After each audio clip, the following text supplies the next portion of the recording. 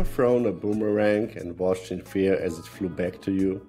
Now imagine if that boomerang was every negative word you ever said about your competitors. In today's video, we're diving into the boomerang effect, how trashing competitors comes back to haunt you. Get ready to explore the unseen forces of business karma, where every action has an equal and opposite reaction. Buckle up, because we are about to reveal why playing dirty in the game of business can end up playing you instead. So today we're going to talk about bad-mouthing your competitors. What does that actually mean? It means you're talking trash about your competitors. It means you're putting them down, you're talking gossip about them, you're talking negative about them, you're belittling their service, you're saying that they do bad service, that they provide bad quality, that provide bad service, and that they do a bad job in general. Why is that bad? Well, in general, because it comes back to you. As you badmouth your competitors badmouth you. And the client, who's the ultimate winner, if he badmouths your competitors, there's an old saying, you should probably not get that client because he's gonna soon badmouth you as your next service provider. So, in all, when somebody badmouths you, let them be, but do not play that game. Even if you're just working for somebody, do not badmouth or gossip your peers. That's a bad thing. It's a bad in terms of your own self-esteem, because it kind of signals that you have a low self-esteem, and it's also a bad tactic, in life or in business. Why is it a bad tactic? Because it simply signals that you're not, self-confident, that you're thinking that this is the right way to do it, and you're also not playing the long game. Because your competitors can be your friends too. So there can be a time where a competitor or your peer has a lot of, some resources that you perhaps want. And when he's going to think about it, who should I forward this business or these resources? He's going to think, about three people. You should probably be one of those three people that gets his resources. In business, if you have a lot of work, you should consider who you're going to forward your business to. Is it going to be somebody who you badmouthed before, or you gossip it about, or you talk dirty about?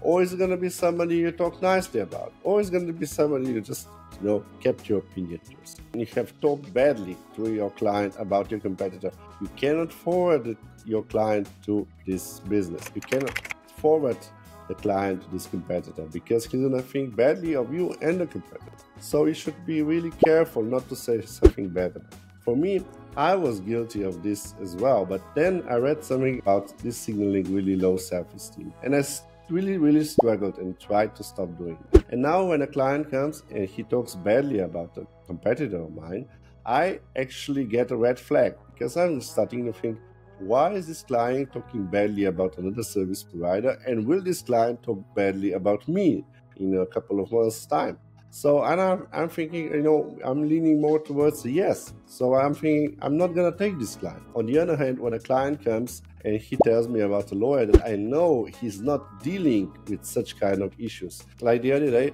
I had a client who was served by another service provider, and I know that this service provider, although very good in his own field, did not cover the field that the client actually did. And I just inadvertently made the remark that he was good in another field that I didn't know that he was taking business in this field. I just objectively. And he said, well, he was kind of not very good, but now that you mentioned that he was good in another field, it's kind of very logical to me, because he mentioned some aspects of the case. He mentioned some aspects of the business that were on that area and not on the area that I actually primarily want.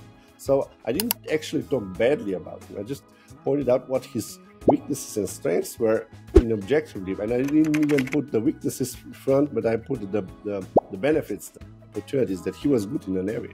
So I didn't talk badly about it, and the client was very okay with it. He said, okay, that just happens. They forwarded it. That just happens. They referred this service provider to me, and I took it. I didn't know about this. So we talked, and it was a really pleasant, occasion. And I wasn't feeling that he would badmouth me, and I wasn't feeling that he would badmouth me later. So that's why I'm talking. You should never close your doors, you should never burn your bridges, so to speak, in this kind of situation, because you never know who's on the other side, because he could be a relative of some of the competitors. He could be actually an important decision maker, or even worse, I could get a case that I would need to collaborate with this person who I badmouthed or gossiped about. And that would put me in a really weird spot, because before I was talking something bad about him. So I try not to do that. And also, it's good business practice not to do that. We're all competing for the same business. The quality of work, the quality of presentation needs to be in front of the business for the client. There is no need for me to talk about the competitors. I need to talk about what I can do for the client, what I can provide, what problems can I solve, not what the competitors can do. Because the client came to me, the client asked me what I can do. So focus on yourself, not the competitors. If they ask you about the competitor, provide an honest opinion. Either I don't know, or he's a competitor of mine, I know he exists, or some clients have complained, some clients were very happy with it, or some clients were okay with him, some clients not. Like in life, this happens. You kind of tick with somebody and don't tick with somebody. Like, tell the objective truth. He's out there with my competitors. Some clients were happy, some are not. Some clients are not happy with me either. Just be objective, be fair. So that's all for me, and I hope you like it. If you skip to the end, don't badmouth your competitor, because it's gonna go back to haunt you, either in business way, or in moral way, or in your life way.